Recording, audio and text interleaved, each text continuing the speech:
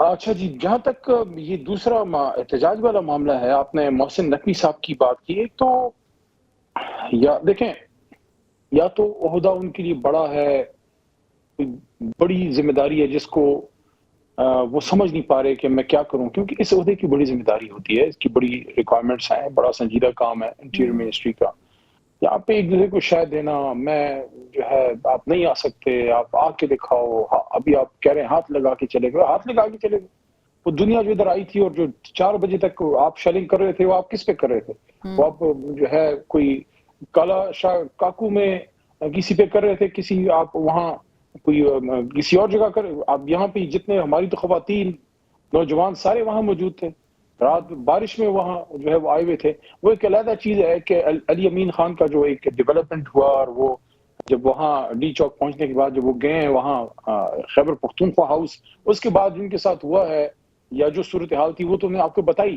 لیکن جو چیلنج تھا، اللہ کے کرم سے ہزاروں لوگ انہوں نے اٹک برج کراس کیا، انہوں نے بے شمار خندقیں کراس کی، انہوں نے کئی 100 کنٹینروں کو الٹا کے اپنے زور بازو سے، ہمت سے، اللہ کی مدد سے وہ پہنچے ہیں.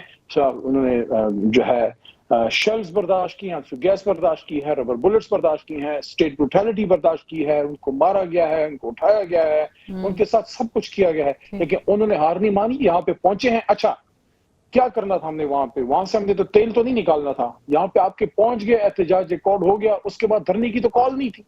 اگر دھرنے کی کال ہوتی اس کے بعد پھر سارے نہیں، بیٹھ جاتے. کوئی تو خطاب احتجاج ہمارا بھی کامیابی سے پلان نہیں ہوا. تھا، خطاب بھی پلان نہیں تھا کہ وہ وہاں کارکنان کے درمیان پہنچیں گے، کچھ تو کہیں گے، کیونکہ people were expecting some thing from ہم.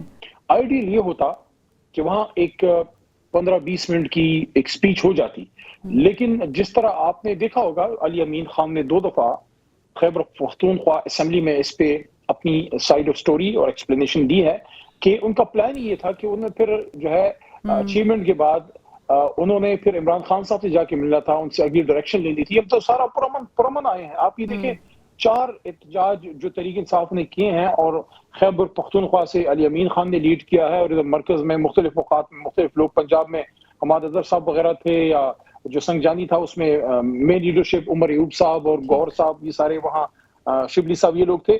4 بڑے احتجاج پچھلے 1 مہینے میں آپ اگر دیکھ لیں، 8 ستمبر کے بعد سے سنگجانی، لاہور، راولپنڈی پروٹیسٹ، اور یہ 4 بڑے احتجاج ہوئے ہیں. میں بالکل یہ چلے میں پارشلی اس پہ اگری کرتی ہوں خان صاحب، لیکن the point is کہ اگر عمران خان نے یہ بات کہی ہے، میسج کنوے کیا ہے کہ آپ نے جانا ہے، ہلنا نہیں ہے، پہنچنا ہے ہر صورت میں، تو پہنچنے کا مطلب تو واقعی پھر یقیناً یہ نہیں ہے کہ آپ نے بس اٹک پل کراس کیا، آپ وہاں گئے اور آپ پھر وہاں پر اس سے پہلے کے پی ہاؤس میں سٹے کر رہے ہیں.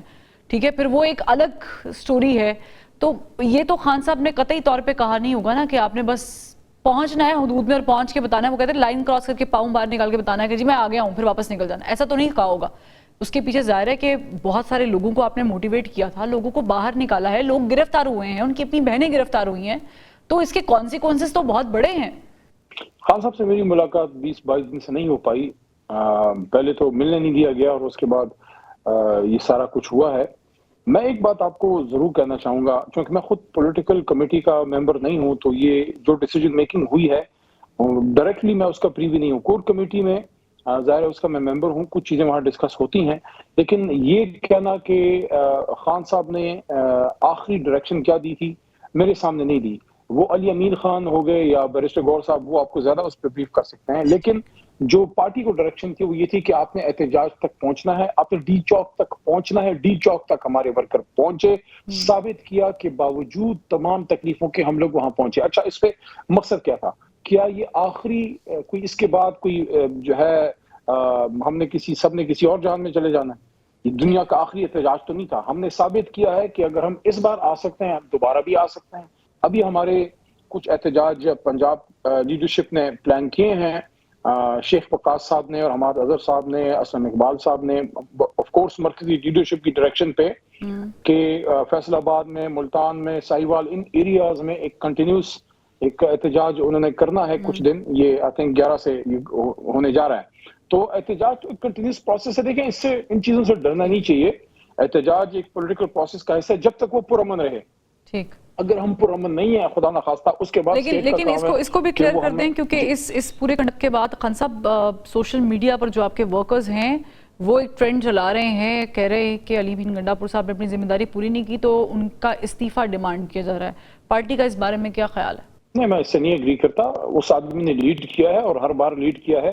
اگر آپ ریئلسٹکلی دیکھیں تو آپ کا جو ایک احتجاج کا جو فلیگ بیریئر ہے اور جس نے اس کو لیڈ کیا ہے وہ تو تقریباً آپ الیکشن کے بعد سے دیکھ لیں، وہ تو علی امین خان ہی اس کو لیڈ کر رہے ہیں، کیونکہ پنجاب میں فسطائیت اتنی زیادہ ہے، وہ ہماری لیڈرشپ کو تو سر نہیں اٹھانے دیا جا رہا۔ یعنی کہ دیکھیں اگر آپ لوگوں کے گھر توڑ رہے ہیں، ان کی خواتین کو اغوا کر رہے ہیں، ان کو اٹھا رہے ہیں، ان کی بےزتی کر رہے ہیں، ان کو الٹا لٹکا رہے ہیں اور باقی تفصیلات آپ خاتون میں نہیں کرنا چاہتا، سارا کچھ آپ کر رہے ہیں تو بڑا مشکل ہو جاتا ہے۔ اس وقت تو علی امین خان جو ہے وہ ایک اس سارے اس پروٹیسٹ میں ایک میں سمجھتا ہوں بڑا ایک ونر بن کے نکلا ہے، اس نے بڑی ہمت دکھائی ہے۔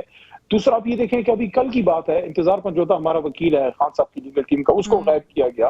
آپ یہ دیکھیں کہ ریاض فتح صاحب کے ساتھ جو ہوا ہے کہ ان کے بیٹے اور وائف ان کی منسٹر رہی ہیں، ایکس منسٹر ہیں، سٹنگ ایم پی اے جو ہے وہ رہی ہیں پچھلے دور میں، ان کو اٹھا لیا، پھر اس کو اشفاق صاحب جو وکیل ہیں ان کے علی اشفاق، انہوں نے جب ریلیز کروایا تو کل پھر وہ سنا ہے کہ پھر ان کو غائب کیا۔ یعنی کہ اگر آپ کو ریاض فتح کو ووٹ چاہیے تو اس میں ان کی وائف کا بیٹے کا کیا قصور ہے؟ جس طرح ابھی پچھلے دنوں بلوچ صاحب کی بیٹی اور ان کی وائف کو اٹھائی۔ میرا ایک سوال ہے، دیکھیں یہ جو آئینی ترامیم آپ لوگوں کو اغوا کر کے، ہم نے یہ سنا تھا کہ لوگوں کو لالچ دیا جاتا تھا ماضی میں، جو چانگا مانگا میں بالکل یہ چیز بڑا امپورٹنٹ پوائنٹ ہے خان صاحب، یہ بھی ڈسکس کرنا چاہ رہے ہیں، صرف ایک سوال چھوٹا سا لے لیں کیونکہ ہم آف ٹاپک چلے جائیں گے۔ امپورٹنٹ پوائنٹ مجھے واضح کرنے دیں، امپورٹنٹ پوائنٹ پہ مجھے بات کرنے دیں، اللہ خیر کرے گا۔ وہ یہ ہے کہ جو آئینی ترامیم لوگوں کی عزتوں سے کھیل کے، گھروں کی خواتین اور بچوں کو اٹھا کے بلیک میل کر کے لوگوں کو توڑ کے آئینی ترامیم کی جائیں، وہ سب کچھ ہو سکتی ہیں، وہ آئینی ترامیم نہیں ہو سکتی۔ پریشر ہے آپ لوگوں پہ، آپ کے ایم این ایز پہ پریشر ہے؟ جی بالکل ہے، بالکل ہے، آفرز بھی آئی ہیں، آفرز بھی آئی ہیں، میرے خیال میں آئی ہیں لوگوں کو، آئی ہیں، اور لوگوں کا کیا ریاکشن تھا ٹورڈز آفرز؟ کسی بھی باغیرت عزت والا شخص سے ہوتا ہے، وہ موت تو قبول کر سکتا ہے، اپنے ایمان کا سودا نہیں کر سکتا، تو ظاہر ہے سوال ہی پیدا نہیں ہوتا کہ کوئی بھی ایمان والا شخص جو ہے، ظاہر ہے خان صاحب کے نام پہ ووٹ لیا ہے، دیکھیں عمران خان صاحب کو ایک طرف رکھے نا، عمران خان صاحب دیکھیں میری بات سنیے، عمران خان صاحب کو ایک طرف رکھیے، وہ تو ہمارے لیڈر ہیں۔ ایک شخص کی اپنی بھی عزت ہوتی ہے نا، ایک علاقے میں اس کی عزت ہوتی ہے، کریڈیبلٹی ہوتی ہے، اس کو باپ دادا کو کوئی نام ہوتا ہے۔ جو شخص اپنا نام بیچے گا، اس کو خدا نخواستہ اللہ نہ کرے، کیا اگر اس نے مستقبل میں پھر سیاست آگے کرنی ہے وہ اپنے علاقے میں جا سکے گا؟ اپنے لوگوں کو فیس کر سکے گا؟ غمی خوشی میں فیس کر سکے گا؟ سوال ہی پیدا نہیں ہوتا کہ کوئی ایمان والا غیرت والا شخص اپنا ایمان جو ہے بیچ